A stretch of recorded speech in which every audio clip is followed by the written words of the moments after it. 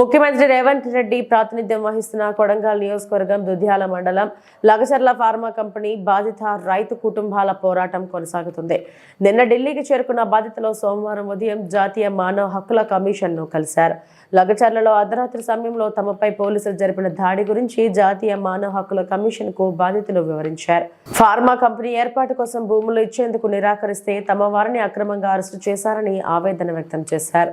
కాగా లగచర్ల బాధితులకు బీఆర్ఎస్ అండగా నిలబడింది. జాతీయ మానవ హక్కుల కమిషన్ ను కలిసేందుకు లగచర్ల బాధితుల వెంట MLC Satyavathi Rathod, MLA Kova Lakshmi, MP Vaddiraju తదితరులు ఉన్నారు.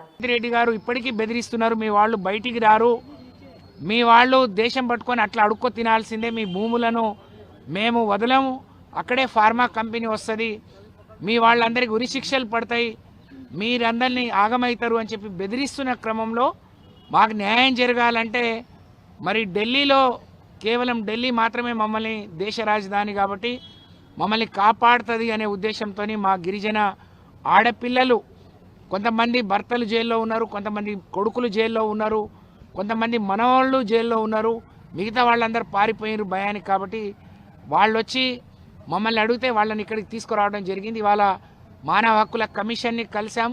చైర్మన్ గారు లేరు, మెంబర్ గారు యాస్మిన్ బాషా గారు, సెక్రటరీ గారిని కలిసాం.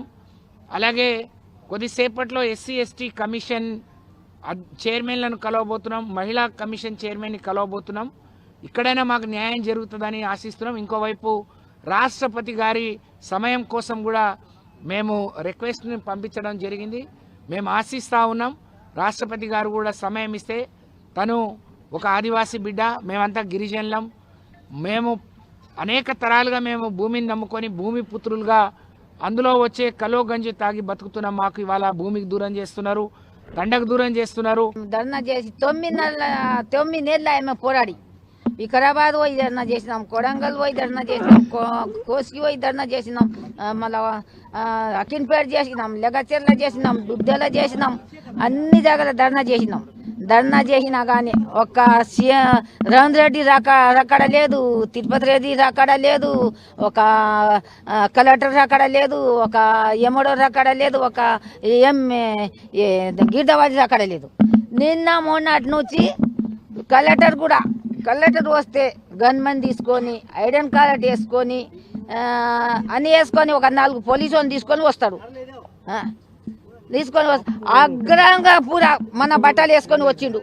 మేము బువ్వ వండుకొని తిని ధర్నా చేస్తామంటే అంత వచ్చి చిన్న చిన్న పిల్లలు ఏమో ఇంత దాడి చేసి దొబ్బిన తర్వాత కలెక్టర్కి కొట్టరి అని అర్ధరాత్రి ఒకరు కొట్టాం. రాత్రి వచ్చి లైట్ బంద్ చేసి కరెంట్ బంద్ చేసి 500 పోలీసు వాళ్ళు వచ్చి